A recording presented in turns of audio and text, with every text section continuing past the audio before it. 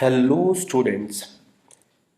In our last video, we have understood how to normalize a text using the various steps like sentence segmentation, tokenization, removal stop words, special characters and numbers, converting text to a common case that is lowercase, stemming or lemmatization, and now it is time to convert the tokens into numbers.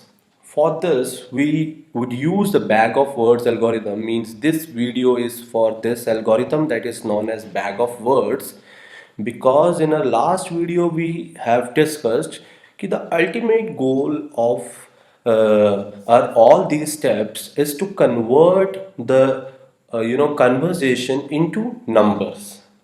Now, how could we do that? This is our main point. So, Bag of Words is a natural language processing model which helps in extracting features out of the text, which can be helpful in machine learning algorithm. In Bag of Words, we get the occurrences of each word and construct the vocabulary for the corpus. मतलब वो बोल रहा है कि इस bag of words algorithm में हम लोग क्या करेंगे, we get the occurrences of each word. मतलब कि एक वर्ड की अक्रेंस कितनी बार आ रही, मतलब एक वर्ड कितनी बार उस पर्टिकुलर सेंटेंस में आ रहा है या कॉपस के अंदर आ रहा है. जब ये पता चल जाएगा फिर क्या बनाएंगे, उसकी वोकैबलरी बनाएंगे कॉपस के लिए. तो चलिए देखते हैं. अब ये इमेज को भी ज़रा ध्यान से देखना. This image gives us a brief overview about how bag of words work. Let us assume that the text on the left in this image is the normalized corpus, जो अभी हम लोगों ने steps को follow करके normalize किया, which we have got after going through all the steps of text processing. Now, as we put this text into the bag of words algorithm, the algorithm returns to us the unique words out of the corpus and their occurrences in it. वो क्या करेगा, हर एक unique words को gate करेगा और वो कितनी बार आया है उस कॉपस के अंदर इसको भी चेक करेगा. As you can see at the right, it shows us a list of words appearing in the corpus, and the numbers corresponding to it shows how many times a word has occurred in the text body. कि वो जो text मतलब कितनी बार वो आया है, occur किया है एक पर्टिकुलर कॉपस के अंदर. So thus we can say that the bag of words gives us two things. First is a vocabulary of words for the corpus, and the second thing is the frequency of these words, means the number of times it has occurred in the whole corpus. I hope कि आप समझ गए होंगे. दो चीज़ें मिलती हैं bag of word से, पहली वोकैबुलरी एंड दूसरा कि वो वर्ड कितनी बार आया है उस पर्टिकुलर कॉपस के अंदर. Here calling this algorithm bag of word, bag means bag symbolizes that sequence of sentences or tokens does not matter in this case, as all we need are the unique words and their frequency in it. अभी सोचने में तो थोड़ा अजीब लग रहा है कि अब मान लो कि मैं बोलूं, अब मैंने पूछना है अनिल हाउ आर यू, तो मैं बोलूं are Anil how are means how you. तो this is a strange thing, I am not getting it. वैसे ही आपके दिमाग में भी सेम ही चल रहा होएगा कि अगर सीक्वेंस ना हो तो कोई बात को कैसे समझा जाएगा. लेकिन हम सबको ये जानना है कि ये समझना है कि ये कंप्यूटर है, हर किसी के अपने अलग तरीके हैं, तो इसका भी है. चलिए हम लोग आगे पढ़ते हैं what they are saying. So how we'll use the bag of word algorithm by these steps. Here is a step-by-step approach to implement the bag of words algorithm. So first is text normalization. Collect data and pre-process it. Create dictionary. Make a list of all the unique words occurring in the corpus, means vocabulary. Create document vectors. Third step is create document vector. For each document in the corpus, find out how many times the word from the unique list of words has occurred and create document vectors for all the documents. अब मैं ये भी समझता हूँ कि आपको इन चारों में से सिर्फ एक ही चीज़ समझ आई होगी, वो है टेक्स्ट नॉर्मलाइजेशन, और ये डिक्शनरी कैसे क्रिएट करते हैं, डॉक्यूमेंट का वेक्टर कैसे बनाते हैं, और ये डॉक्यूमेंट वेक्टर सब डॉक्यूमेंट्स के लिए कैसे बनेगा, मतलब होल कॉर्पस के लिए कैसे बनेगा। तो ये आपको अभी नहीं पता, तो आइए इन सबको एक एक करके समझते हैं, छोटी छोटी एग्जाम्पल्स लेके। तो सबसे पहला स्टेप है हमारा text normalization, means collect data and pre processing it, जो अभी हम लोगों ने ऊपर किया। That is document 1, Aman and Anil are stressed, एक डॉक्यूमेंट है। Document 2, Aman went to a therapist, and document 3, Anil went to download a health chatbot. अब तीनों डॉक्यूमेंट को मिला के क्या बना, एक कॉपस। ठीक है, here are the three documents having one sentence each.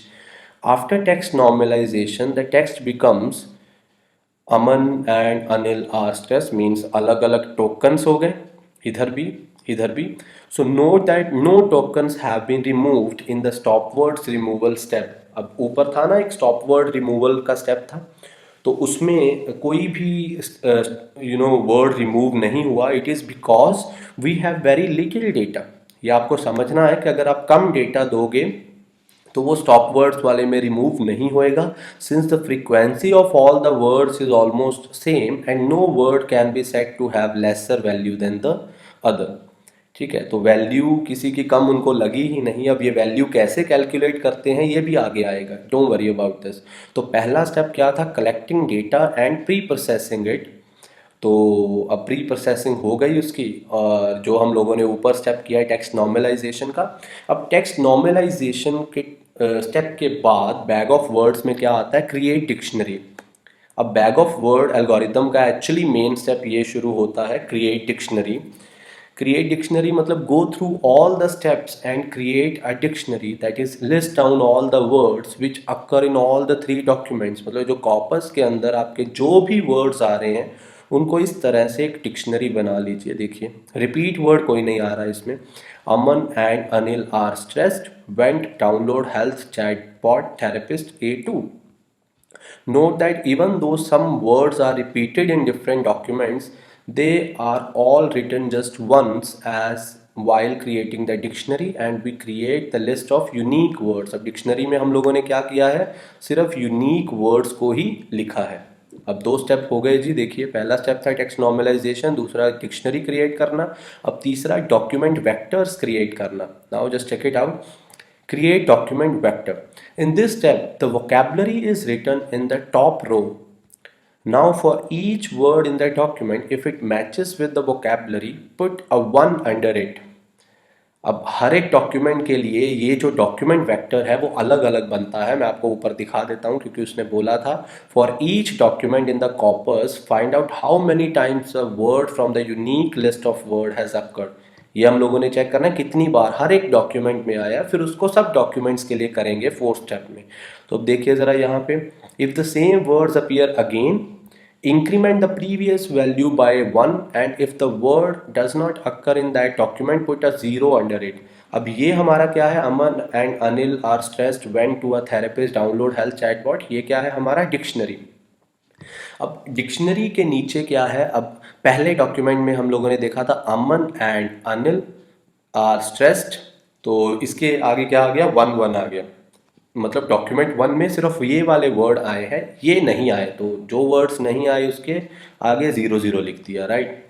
अब आगे वाले, since in the first document we have words, so all these words get a value 1 and rest of the words get a 0 value. Okay, अब इसी को ही four step मतलब repeat for all the documents. मतलब हम लोग कर क्या रहे हैं, हम लोग कर रहे हैं क्रिएट डॉक्यूमेंट वेक्टर्स। अब create document vectors for all the document, ये हमारा स्टेप 4 है। तो अब देखिए ज़रा, same exercise has to be done for all the document, hence the table becomes. अब ये तो पहला है Aman and Anil are stressed, दूसरे वाले में आया था Aman went to a therapist, and then आया था Anil went to a to download a health chatbot. तो अब ये देखिए ये क्या बन गया, document vectors for corpus. In this table, the header row contains the vocabulary of the corpus and 3 rows corresponds to 3 different documents. Take a look at this table and analyze the positioning of zeros and ones in it. Finally, this gives us the document vector table for our corpus, but the tokens have still not converted to numbers. This leads us to a final step of our algorithm, that is TF-IDF. अब उसने ये भी बोला देखो भाई सब कुछ कर लिया है लेकिन अभी भी वो नंबर्स में कन्वर्ट नहीं हुआ। तो नंबर्स में कन्वर्ट होने के लिए मशीन को समझाने के लिए हमें उसका एक फाइनल स्टेप करना पड़ेगा अपने बैग ऑफ वर्ड्स एल्गोरिथम का, दैट इज TF-IDF। अब TF-IDF क्या होता है इसको हम लोगों ने समझना है, और moreover this is the last step of our NLP, जिसमें वो क्या करेगा, ह्यूमन कन्वर्सेशन को मशीन लैंग्वेज में कन्वर्ट कर देगा। चलिए अब देखते हैं इसको। TF-IDF, term frequency and inverse document frequency. Term frequency and inverse document frequency, TF-IDF क्या होता है? Bag of words algorithm give us the frequency of words in each document we have in our corpus. It gives us an idea that if the word is occurring more in a document, its value is more for that document. For example, if I have a document on air pollution, air and pollution would be the words which occur many times in it. And these words are valuable too as they give us some context around the document.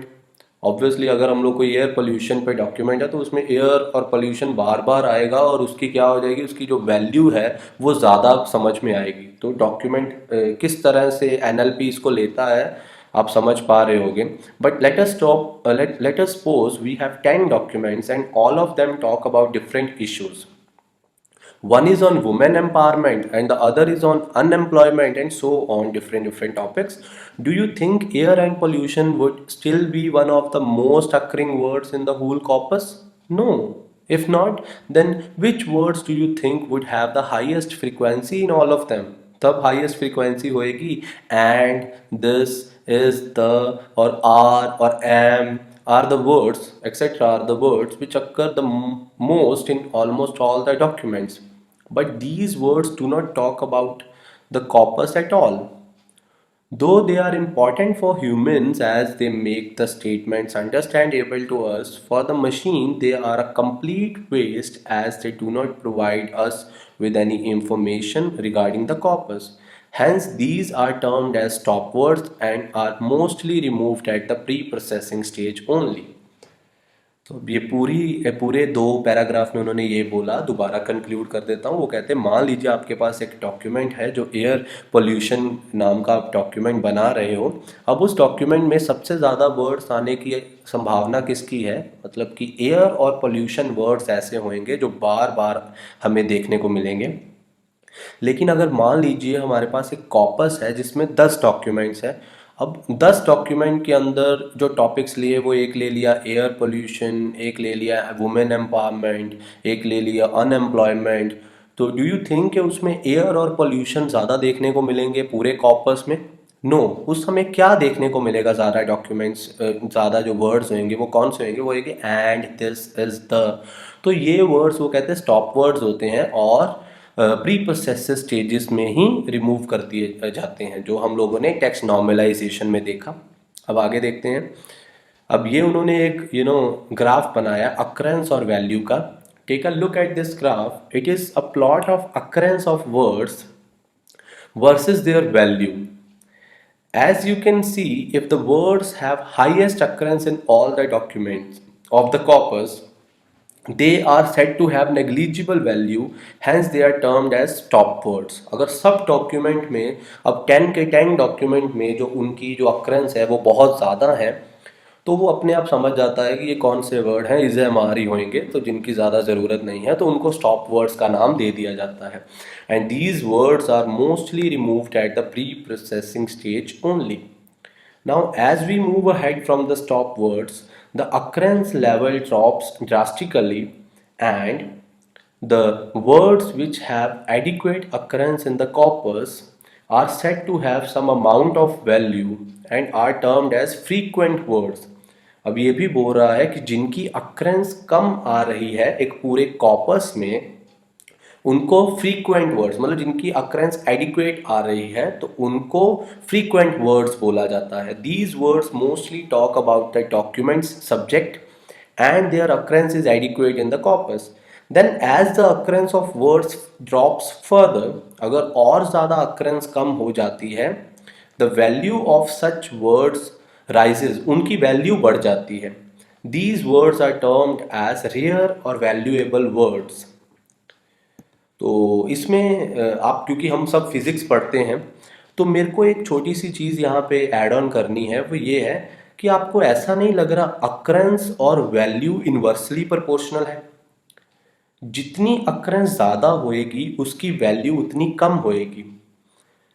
अगर occurrences adequate है तो उसकी value उसको बोल दिया कि हाँ ये फ्रीक्वेंट वर्ड्स है, इसकी इसकी वैल्यू है, थोड़ी वैल्यू है. अगर थोड़ी अक्रेंस है थोड़ी वैल्यू मतलब कि बीच में है तो मेडियोकर है तो इधर भी मेडियोकर वैल्यू आ रही है.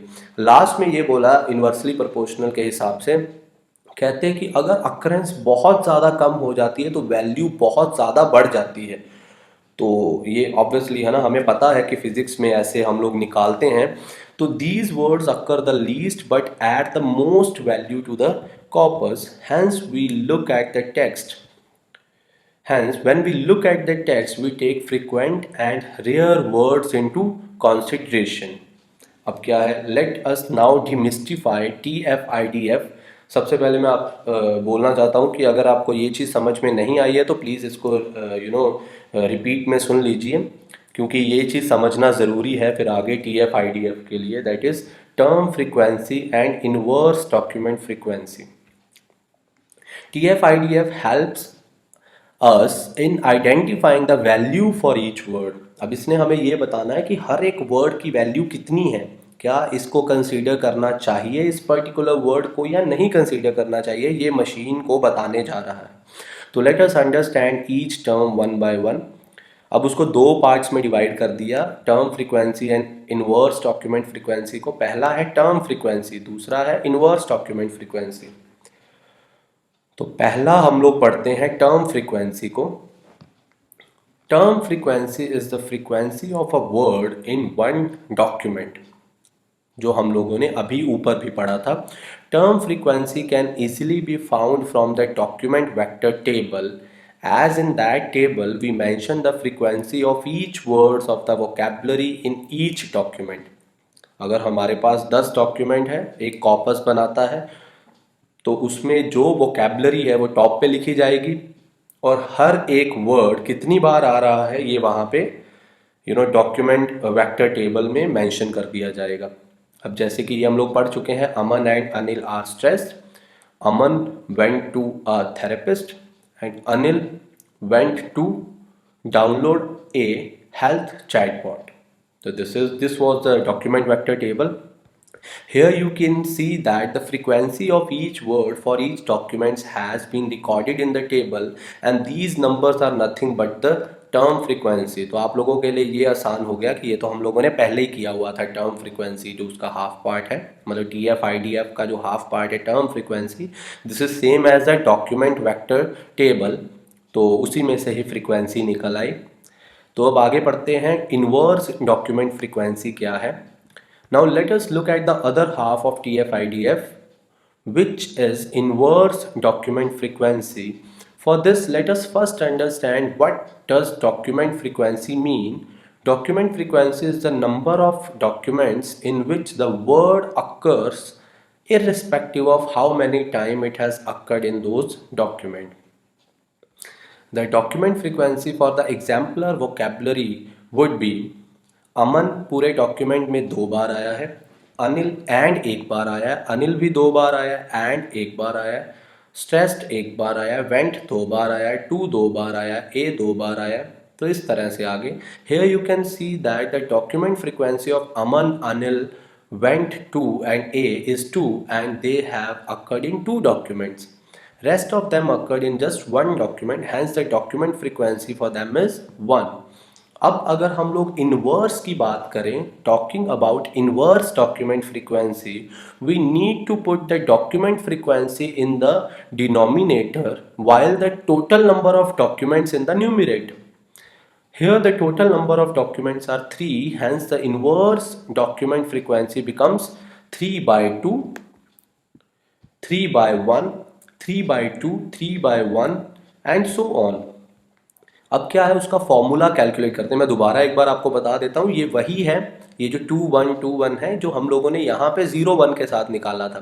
1 + 1 2 1, 1 + 1 2 1 1, 1 + 1 2 1 + 1 2, ये सारे हम लोगों ने यहाँ पे लिख दिए, डॉक्यूमेंट फ्रीक्वेंसी उसका बना लिया। तो अब डॉक्यूमेंट फ्रीक्वेंसी को जब इन्वर्स किया तो कैसे किया, टोटल नंबर ऑफ डॉक्यूमेंट्स कितने हैं, 3 हैं, तो 3 डिवाइडेड बाई 2 कर दिया, 3 डिवाइडेड बाई 1 कर दिया एंड सो ऑन।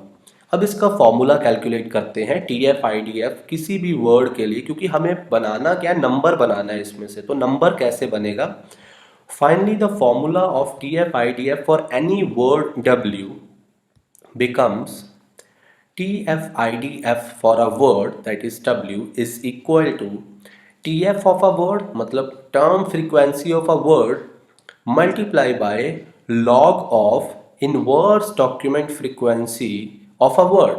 लेकिन आपके दिमाग में अभी एकदम से एक चीज़ आई होगी कि सर हमने कभी लॉग तो पढ़ा ही नहीं, CBSE में हम लोगों ने 10th तक लॉग नहीं पढ़ा है, तो हम लोग इसको कैलकुलेट कैसे करें।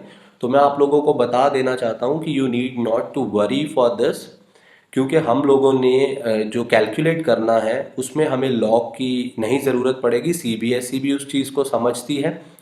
लेकिन क्योंकि AI एक हमारे कंसेप्ट आया है, या तो कुछ बच्चे लॉग को सीख लेंगे और अगर नहीं सीखना चाहते तो वो इस फॉर्मूला को याद करें। आगे डिस्कस करते हैं इसके बारे में। और here log is to the base of 10. Don't worry, you need not to calculate the log values by yourself. Simply use the log function in the calculator and find out. आपको आ जाएगा, आप tension मत लीजिए, शुरू में पहले इसको समझने की कोशिश करना। Now let's multiply the IDF value to the TF values. अब IDF कौन सी है, inverse document frequency values to the TF values. TF मतलब term frequency values. Note that the term frequency values are for each document while the IDF values are for the whole corpus. Hence we need to multiply the IDF values to each row of the document vector table. अब किस तरह से होएगा ये देखना। Term frequency क्या है, इस पर्टिकुलर वर्ड अमन की डॉक्यूमेंट 1 में 1 है, मल्टीप्लाई बाय लॉग ऑफ, ये वाला देखिए यहाँ पे लॉग ऑफ IDF क्या है 3 by 2, तो 3 by 2 ऑफ अ वर्ड, ठीक है। अमन वर्ड की जो लॉग ये IDF है, that is inverse document frequency, ये कितनी है 3 by 2।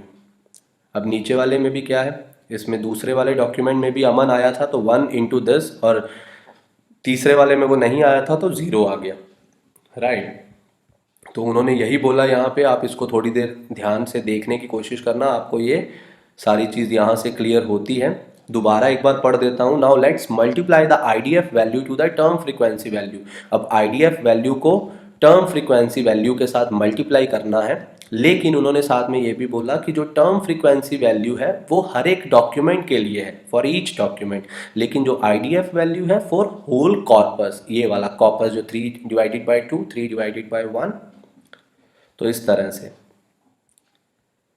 Here you can see that the IDF values for Aman in each row is the same and similar pattern is followed for all the words of the vocabulary. After calculating all the values we get these values, आप इसको अपने mobile पे भी जो complex calculator होता है उस पे भी आप लॉग को कैलकुलेट कर सकते हो। Finally, the words have been converted to numbers, and these numbers are the values of each for each document. Here you can see that since we have less amount of data, words like are and also have a high value. But as the IDF value increases, the value of that word decreases. That is, for example, अब यहाँ पे and की value देखना 0.4 आ रही है, are की value भी 0.4 आ रही है, और इवन की स्ट्रेस वर्ड जो बड़ा ज़्यादा इंपॉर्टेंट है उसकी भी वैल्यू 0.4 आ रही। ऐसा क्यों हो रहा है? हालांकि ये वाले वर्ड्स तो इनकी वैल्यू तो कम आनी चाहिए, एंड और आर को तो रिमूव ही कर दिया जाता है। अब उसने ये समझाया कि अब मान लीजिए टोटल नंबर ऑफ डॉक्यूमेंट्स कितने हैं, 10 है। Number of which documents in which and occurs 10। तो अब देखो 10 डिवाइडेड बाई 10 क्या है, 1। आईडीएफ अगर हम लोग निकाल रहे हैं, आईडीएफ कैसे निकालते हैं आपने देखा है कि टोटल जो नंबर ऑफ डॉक्यूमेंट्स है डिवाइडेड बाय उसकी जो अक्रेंस आ रही है, राइट। तो उसने बोला कि यहाँ पे देखो 10 डिवाइडेड बाई 10 उसकी वैल्यू कितनी हो गई, 1, which means log 1 is equal to 0। ये आपको याद कर लीजिए कि log 1 की वैल्यू क्या होती है, 0 होती है। Hence the value of and becomes 0, मतलब इसको रिमूव कर दिया जाएगा डॉक्यूमेंट में से, ठीक है। On the other hand number of documents in which pollution occurs 3, मतलब पूरे 10 डॉक्यूमेंट में से 3 डॉक्यूमेंट में पॉल्यूशन नाम का वर्ड आया। तो अगर हम लोग आईडीएफ पॉल्यूशन के लिए निकाल रहे हैं तो वो आएगी 10 डिवाइडेड बाई 3, दैट इज 3.33 उसकी वैल्यू। तो log 3.33 की वैल्यू होती है 0.522, which shows that the word pollution has considerable value in the corpus. तो दिस मीन्स कि उसने बोला कि हाँ इसमें तो एंड और आर की वैल्यू आ रही है। क्यों आ रही? क्योंकि ये डॉक्यूमेंट बड़ा छोटा सा था।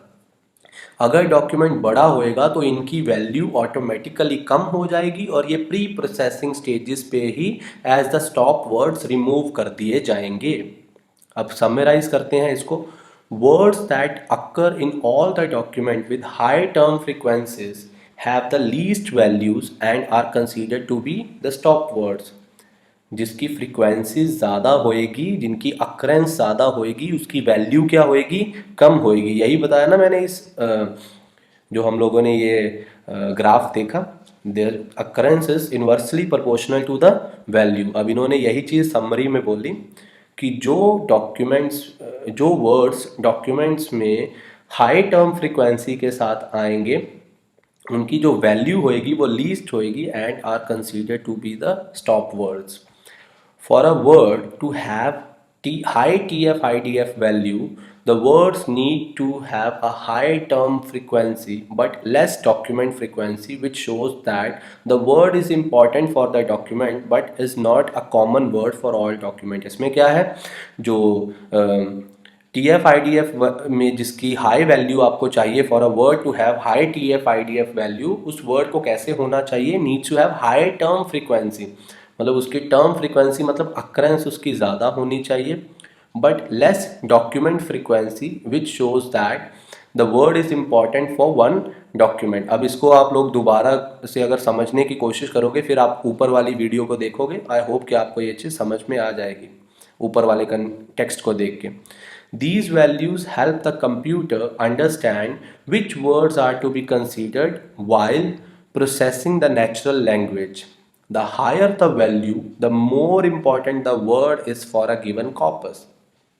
अब बैग ऑफ वर्ड्स एल्गोरिथम से ये पता चल जाएगा कि एक पर्टिकुलर वर्ड की वैल्यू कितनी है, तो उसकी वैल्यू जितनी ज़्यादा हायर वैल्यू होएगी तो उतना ही वो इम्पॉर्टेंट वर्ड है कॉर्पस के अंदर, और कंप्यूटर उसको ध्यान से समझेगा और उसको कन्वर्ट कर देगा। Applications of TF-IDF. TF-IDF is commonly used in the natural language processing domain, and some of its applications are document classification, helps in classifying the type and genre of a document, topic modelling, it helps in predicting the topic for the corpus, कि आप एक corpus देख रहे हो, बहुत से documents है उसमें, उसका टॉपिक क्या होएगा ये भी कैलकुलेट कर देता है। Information retrieval system, to extract the important information out of a corpus. हम लोगों ने NLP की एक एप्लीकेशन ऊपर पढ़ी थी, ऑटोमेटिक समराइजेशन, तो ये होता है इंफॉर्मेशन रिट्रीवल सिस्टम।